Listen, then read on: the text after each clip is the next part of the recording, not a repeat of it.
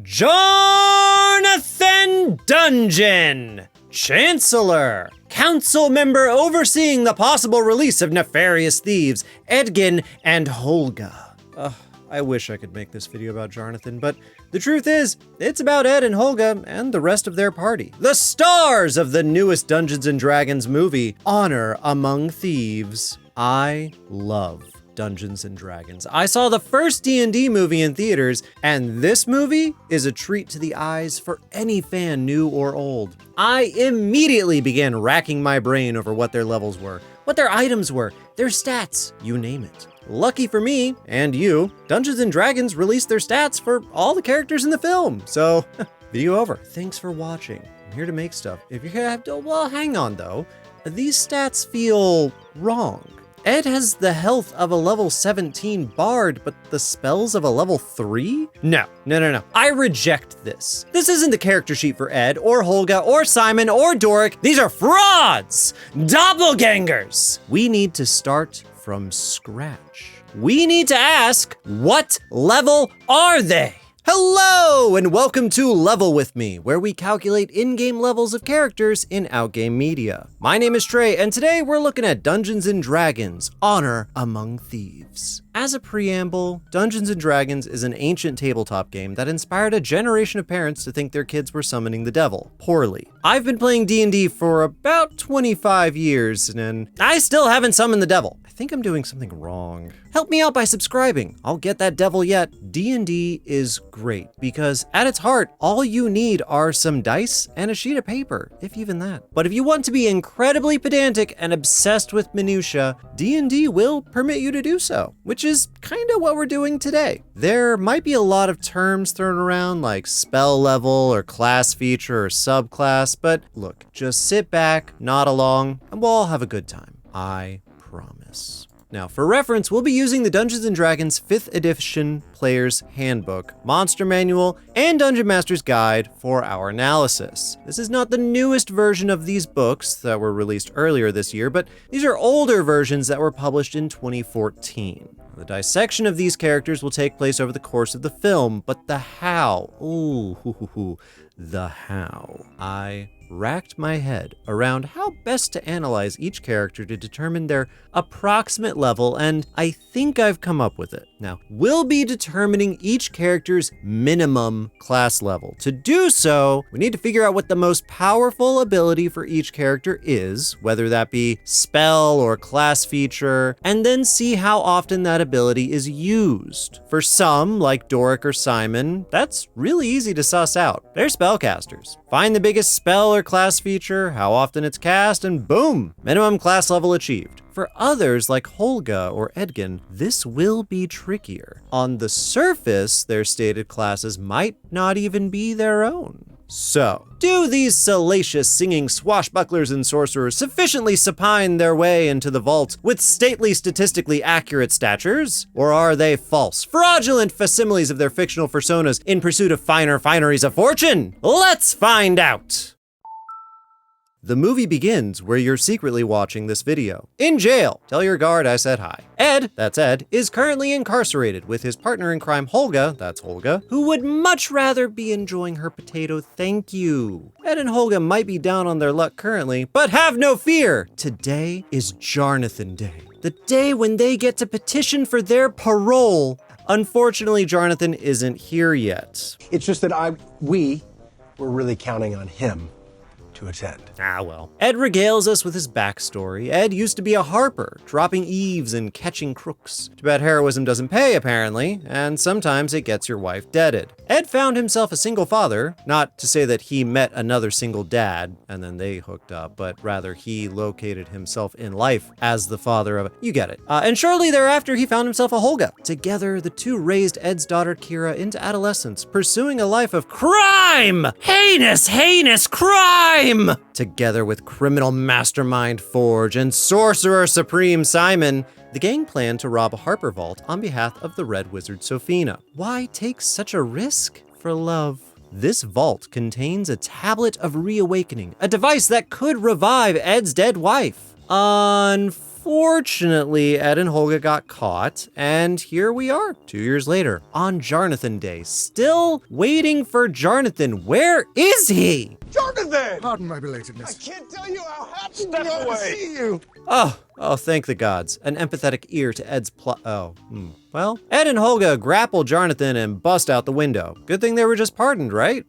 Down below, Ed and Holga begin the long journey home to Neverwinter. There's a common saying in Dungeons & Dragons. It takes 5 seconds to walk 5 miles, but 5 hours to fight for 5 seconds. As our heroes arrive back home, they find Ed's house empty for quite some time. Well, 2 years will do that. At least his dragon skin loot is safe.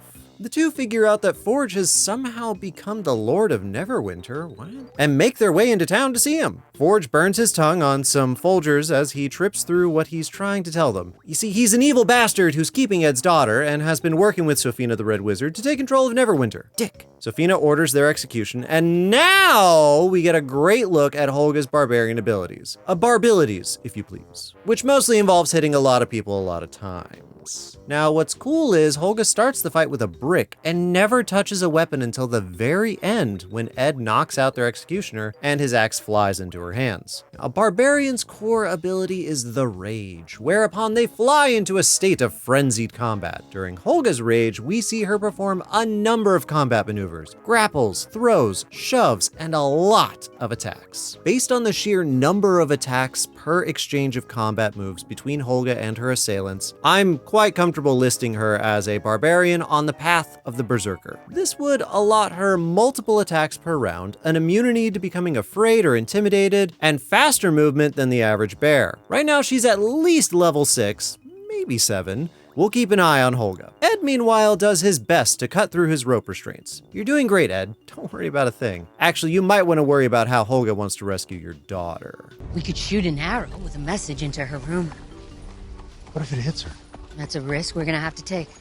Opting to not assassinate his daughter, Ed decides they need to Ocean's 11 this thing. Literally. While the real plan is to save Kira, the front plan is to rob Forge and the richest men in the land when they haul their treasure in for the High Sun Games. It's like gladiatorial things. Pay the team with the heist, have a pint, and wait for the whole thing to blow over. Step 1 is getting Simon, that's Simon, back in the saddle. 2 years of freedom ought to have improved his sorcery skills, yeah?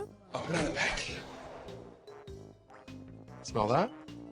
It's fresh cut grass. Yeah, well, maybe not. Though his thievery skills are still sharp, his bluff skills less so. It's not what you think. It's all part of the act. He's lying! Get him! That wild magic sure is wilding, though. Yeah, it's in this scene that we learn Simon is a wild magic sorcerer, which essentially means when he casts a spell, there's a chance for some wacky shit to happen instead.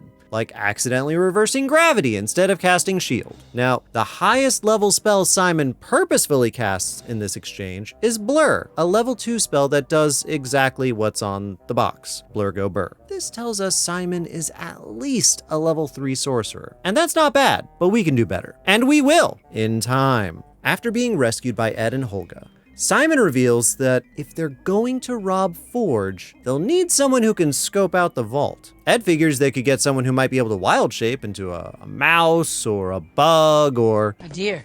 Yes, a deer. They'll blend in with all the other deer in the castle. Don't mock me. Sure, a deer or a horse. Deep in the woods, or what's left of the woods, a prisoner is getting dismembered for the crime of calling Forge a hot-headed, bloated idiot. Nice. At the last moment, the horse that ought to be doing the dismembering transforms into a goddamn owlbear. Holy shit! Before wild shaping back into a politically motivated tiefling druid. Doric, that's Doric, is our first real challenge so far because, hey, your standard druid can't turn into an owlbear. Boy, but they just did it for the movie so she could be something big and entertaining.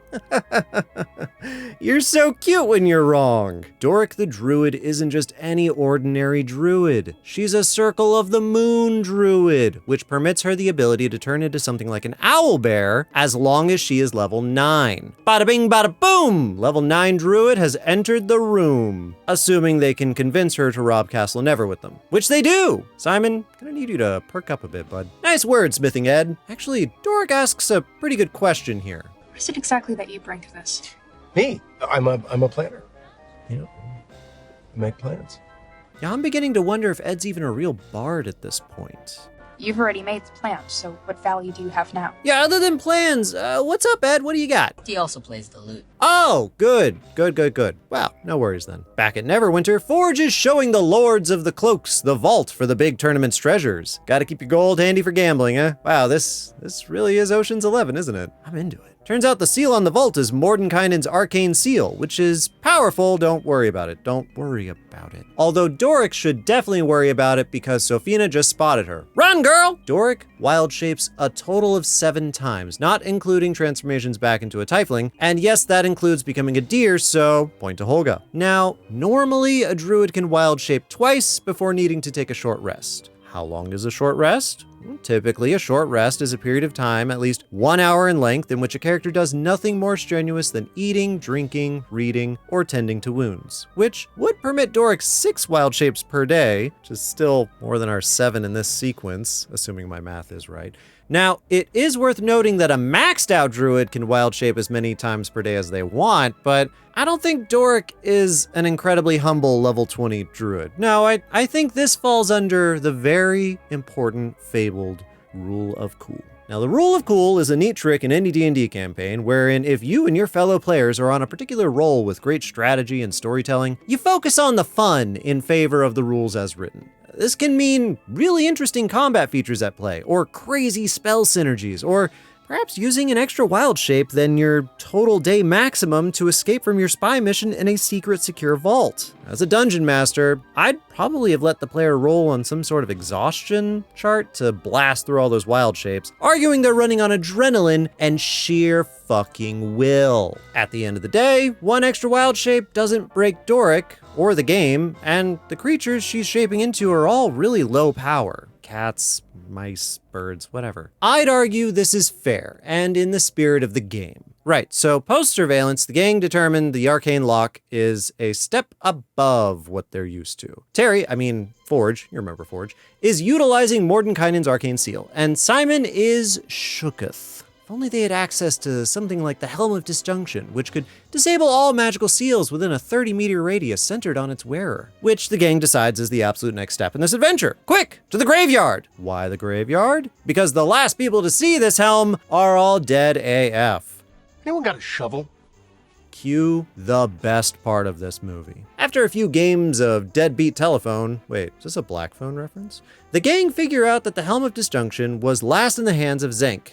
That's Zenk, saving a tabaxi kitten from a very large fish, is the most perfectest person ever to meet ever. Man, he's great. Everyone loves Zenk. Turns out Zenk hid the Helm of Disjunction in the Underdark, which is like a whole world underground where it's dark. I know. Zenk is hesitant at first until the gang mentions there's a red wizard of Thay in Castle Never. Jeez, I feel like Zenk has a zone of truth around him. People are just spilling their guts to him. Anyway, Zenk agrees to help the gang in exchange for some backstory. Look, the Dungeon Master wrote up this whole thing. Let's just hang out and listen for a bit. Can I get a Mountain Dew? Thank you.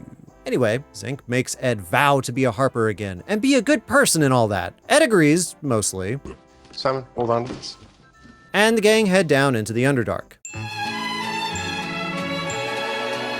Though they might not be alone.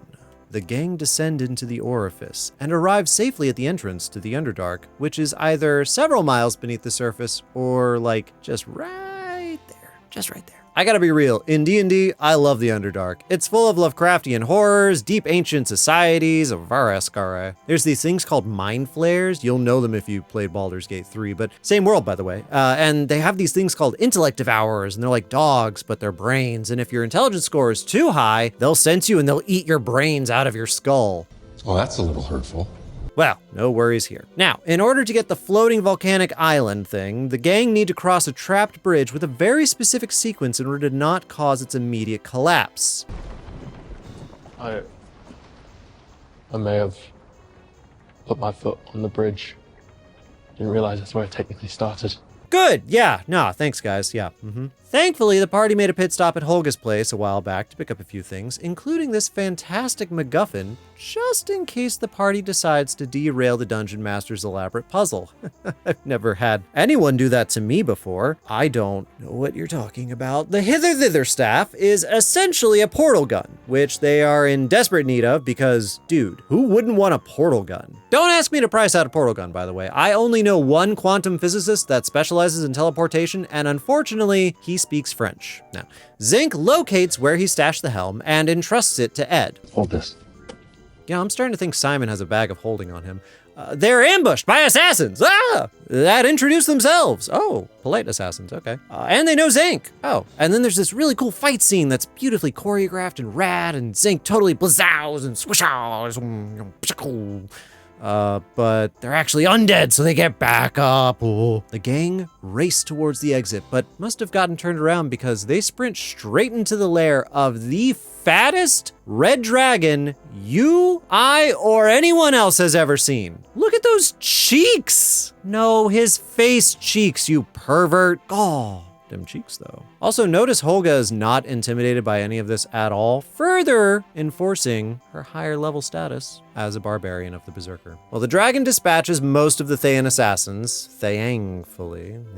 But the party is faced with the challenge of running away. A few close calls later, and they find themselves cornered in a dead end. Some quick thinking by Ed reveals their exit. Up! Well, it is the Underdark, so yeah, that makes sense. Holga gets to whacking, Sima preps her blasting, Zenk gives some praise, and the gang explode their way to the surface. After drying off on the beach, Zenk bids farewell and proceeds to walk in a straight line towards where it is NPCs go when their mission is complete. Simon gets to trying to attune with the helm in order to use it, and it goes, well, look, he'll figure it out, right? Ed, pep talk, do the bard thing. You're getting better. You didn't fly as far. Okay, well, sure. As he takes a nap, Ed has this beautiful flashback to his wife Zia setting a dragonfly free when he's awoken by low confidence and poor morale. Damn.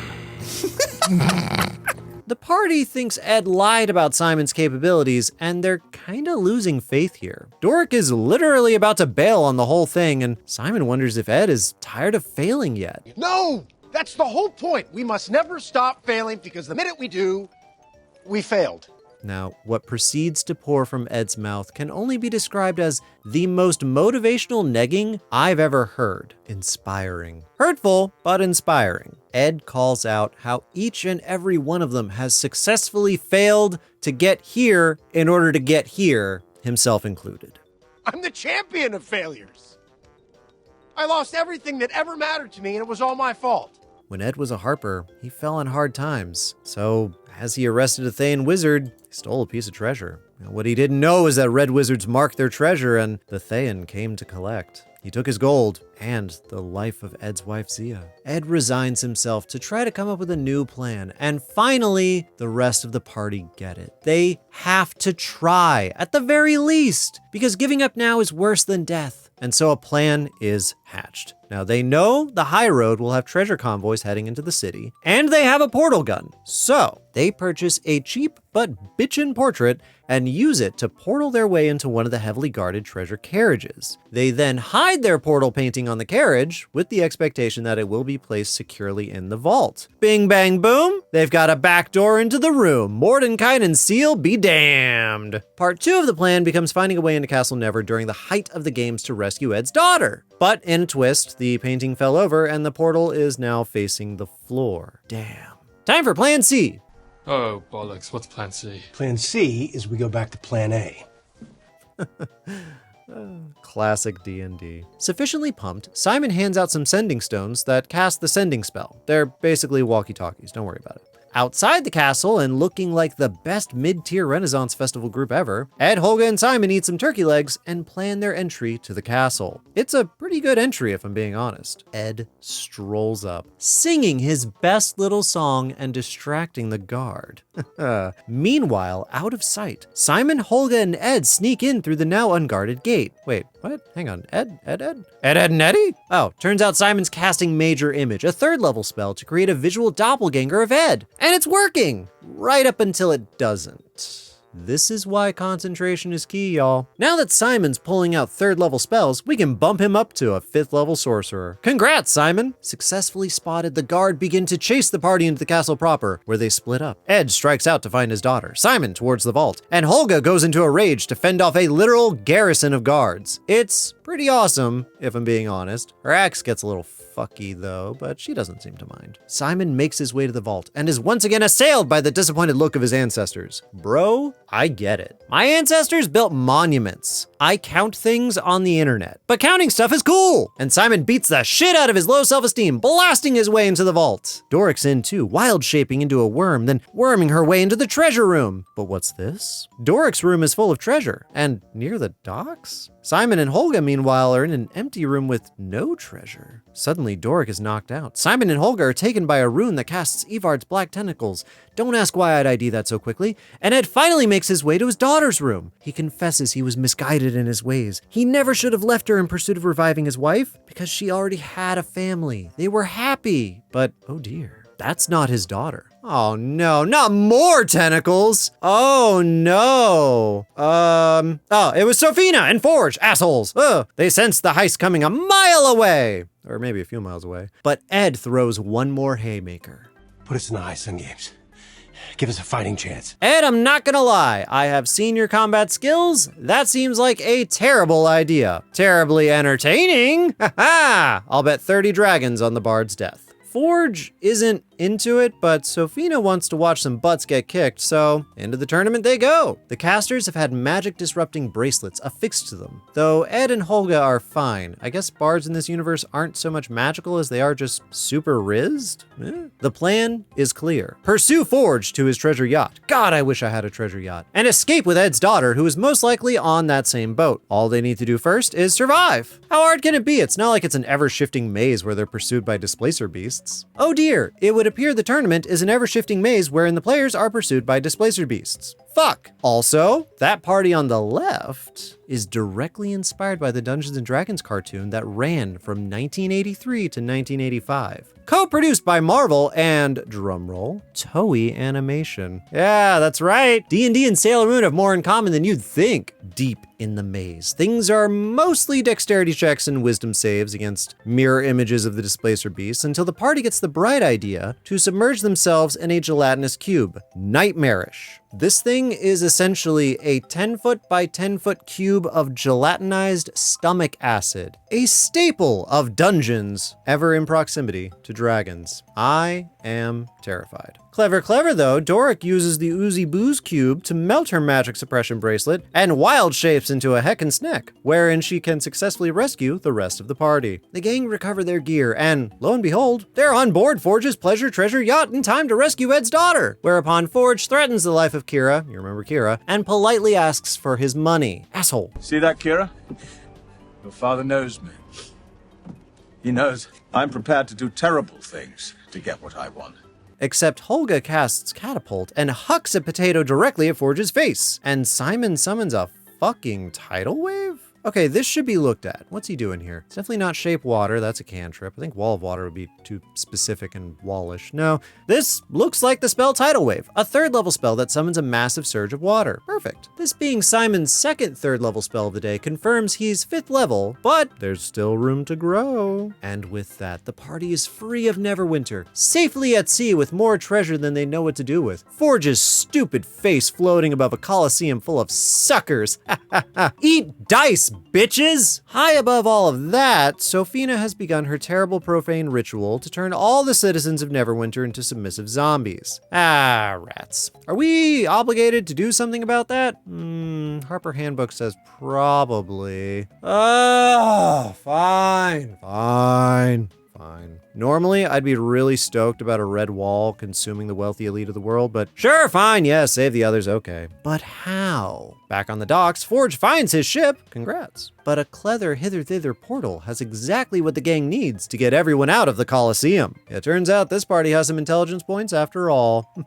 And Forge's big stupid mouth has some good use to it too. Hot-headed idiot. Unfortunately, that means Sophina's spell has had less effect than she'd have liked. Well, sucks to suck. Which means the party will, invariably, have to fight her. Now, where could she Yep, there she is. What follows is a totally badass fight between an evil wizard and the entire party. It's a lot, and there's a gold dragon statue that's brought to life by Sophina, but her concentration gets broken and the fight can continue in earnest. Sophina summons Bigby's hand, stylized to her own bespoke aesthetic. Looks itchy. But Simon comes in with his own Bigby's hand. Oh my god! Impressive, if a little dry. But that means Simon can cast 5th level spells, which means he's at least 9th level. Damn, Simon! Congrats, bud. The two have an epic arm wrestling, well, it's more of a hand wrestling competition, in the street when Sophina ultimately tosses Simon. Simon recovers, and Ed smacks her with his lute, and the party begins an all-out brawl against the wizard.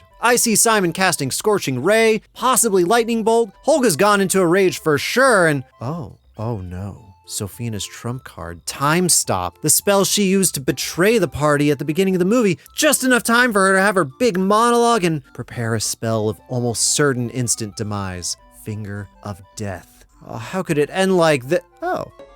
What is this? I counted your time stop.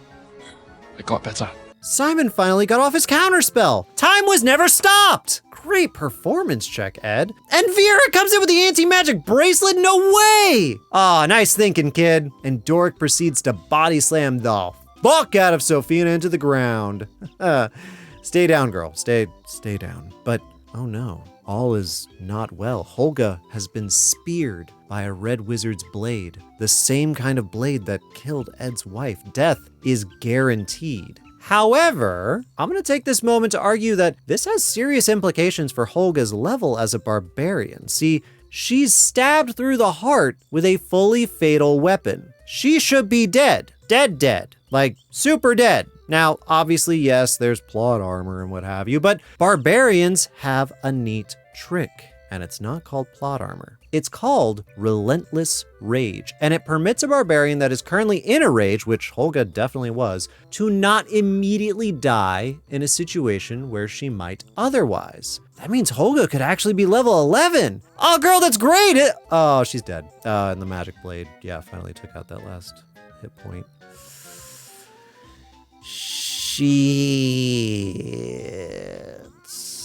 But there's still a chance. The Tablet of Reawakening. I mean, Ed had intended to revive Kira's mom, but he realizes Holga was Kira's mom. I mean, she was there from diapers to doilies. This is the family that Kira knows, the family that Ed built. Maybe Zink's word about this life leading to another were true, but right now Ed is here, and Kira needs her mom. Ed says the words, tablet dissolves, and just like that, Kira has her whole family back. Holga's alive! And this does not result in any lost XP thanks to her dying after the end of the fight. Next time, pace out your short rests and bring health potions. Thank you. From here, the party resolves itself, and everyone gets a pretty good happily ever after. Simon and Doric try dating again. Forge is found by Zank and thrown in jail. Doric's forest people get their forest placed under the protection of a now awake Lord Neverember. Welcome back, bud. Yeah, it's pretty good. Oh, and Jarnathan is back! Haha! NPCs that learn from the players are the best kind of NPCs. So, let's recap based on what we know. Holga might very well be a level 11 barbarian on the path of the Berserker. We know this thanks to her ability to rage often and her knack for surviving near-death experiences, as well as she's immune to being intimidated. Nothing scares her. Her brave. Doric is at least a level 9 druid, a member of the Circle of the Moon. We know this thanks to her many wild shapes into owlbears. If there was ever going to be a shape-shifting druid, it do be she. Simon is also at least level 9 thanks to his powerful spells available, Counterspell, Tidal Wave, and most importantly, Bigby's Hand. Now, if you're looking at your 2014 Player's Handbook, you might notice it's not listed under Sorcerer Spells, but that's because that was changed with the release of Xanthar's Guide to Everything and Tasha's Cauldron, which expanded the Sorcerer Spell list. I told you, we can get into the minutia and be pedantic, or we can have fun. Finally, we have Ed. Eddie baby, you bard you. Or is he? Now, there's a popular theory online that Ed isn't actually a bard, he's a rogue. And there's some credence to that. We never see him using bardic magic, notably missing one of those magic-suppressing bracelets in the maze. Likewise, the most enraptured anyone's been in his music was during Simon's Illusion, which, well, yeah, that's magic, but it ain't Ed's magic. And Ed tells us himself he's a thief. He stole treasure. It's all pretty roguish, eh? But does he do anything specifically roguish? I mean, he sneaks around in the Underdark about as much as the rest of the party, and no more successful than any of them. Now, the one ability that every rogue has is sneak attack. This is a precise attack that deals extra damage to foes that are taken by surprise or threatened by a rogue's allies. Now, watching over the entire movie several times, there's two significant moments when Ed uses his loot to make an attack that surprises his enemy. Now, the first is at the very beginning of the movie when he trips that guy. And the second is smacking Sofina in the final battle. Now, while there are arguments to be made back and forth as to whether these qualify as sneak attacks, they forget a simpler question. Can an armored loot be used to make a sneak attack? Well, in 5th edition Dungeons & Dragons, sneak attack requires a weapon that can be used with finesse, or wielded using strength or dexterity. Think daggers, rapiers, very thin, short blades that you can maneuver easily. Armored loots are more of a bludgeoning item. I looked it up, and while a loot weighs a pound less than a falchion, a sword that can be used for sneak attacks, it is not a finessed weapon. It's rather custom made, but it operates like a club. Now, in the 3rd edition of Dungeons & Dragons that came out, give or take, like 15 years prior, rogues could use clubs to perform sneak attacks, assuming they weren't trying to kill someone. Think of like a blackjack or like the billy clubs that British cops use. They're funny hats. But we're not playing by those rules. Now, listen, if I were a DM, I'd be cool with it. But the evidence for Ed's participation in the rogue class is shaky. I mean, unless he's a rogue that doesn't specialize in stealth or sneak attacks, Ed could be a rogue mastermind. Now, the rogue mastermind, detailed in Xanther's Guide to Everything, is an expert in field tactics and manipulation. The mastermind studies their enemies, obfuscates their plans, and is the master strategist for the party. Examining the mastermind's 3 abilities, let's see if any of them apply to Ed. The first is Master of Intrigue, which grants the rogue the ability to learn 2 extra languages and perfectly mimic local accents. Ed doesn't do any of this, so we can scratch that one off. Next is Master of Tactics, which grants the rogue the ability to help one of their allies from a distance. This is arguable, but I don't think there are any direct examples of this on screen. It would basically be like him shouting from 30 feet away, "Save Doric!" Or "You can do it!" And it works, but it doesn't really seem to happen that way. Finally, Insightful Manipulator. At 9th level, a rogue with this ability can study another person for at least 1 minute outside of combat to get a read on them and figure out where they are in relation to their own abilities. Think of it kind of like Vegeta's power level reader. And again, if Ed had this ability, he might have gotten a better read on Forge. Or even Sofina.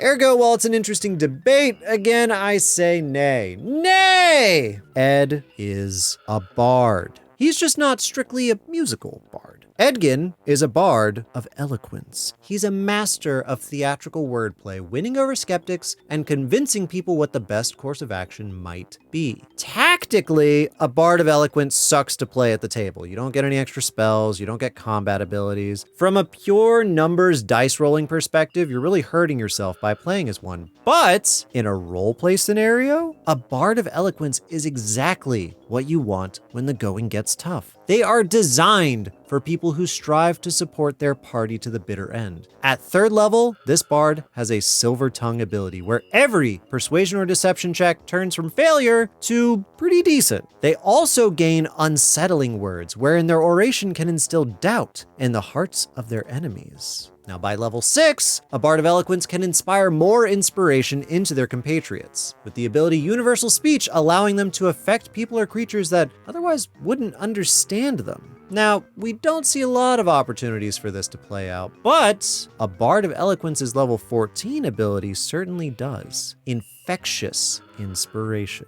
When a Bard of Eloquence inspires someone and they use that inspiration to do something more successfully, the Bard can send even more inspiration to more allies, creating a a cascading domino effect of successful assists for the party. And this, I would argue, we do see happen in the final fight. When Ed whacks Sophina and sets off the chain reaction of hits and strikes against her in a final confrontation, that's him granting inspiration to every single ally within range. Ed is throwing inspirational assistance out to his party as they take on a high-level wizard, and that is precisely the kind of thing a Bard of Eloquence would do. A level 14 Bard of Eloquence, most certainly. Now, what about thievery? You don't need a specific class to be a thief. Thievery is an attitude, not a certificate. Unless you get caught. That might count as a certificate of thievery. But what do you think? Is Ed really a bard? Do these levels feel right? Are you gonna play some D&D? It's super fun. I'm playing a campaign for my friends right now that is essentially It's Always Sunny in Philadelphia meets Bloodborne, where instead of the players going to a tavern to find a quest, they run the tavern poorly. They tried selling urine instead of beer because they are psychopaths. And it worked because they are psychopaths. And that's truly D&D. I want to give a huge thank you to my wife, Annalise, for editing this video, and having listened to me play D&D for a few years now, I'm slowly winning her over. Sailor Moon D&D session, here we come. Another huge thank you to all of our YouTube and Patreon members. Your support means I can afford all my trips that I've had to take to the hospital this month. I should be okay. I don't think it's anything serious, but if it is, well, I'll do a foot the bill on it, I guess. Be on the lookout for more promised videos coming up. Saw the Game 2, Flesh and Blood. The Game, separate from Saw the Game. Law-Abiding Citizen, been promising that one for a while. And The Menu. And check out these videos that we just recently did. We just finished Squid Game. That went really well, I think. And I know that a large portion of the audience didn't necessarily go to it because it's brand new and maybe you haven't watched it yet or it's not your thing, but I promise you, check it out. There's something in it that will interest you. As always, thank you so much for watching and making this version of my life possible. And remember, I'm here to make stuff if you're here to watch.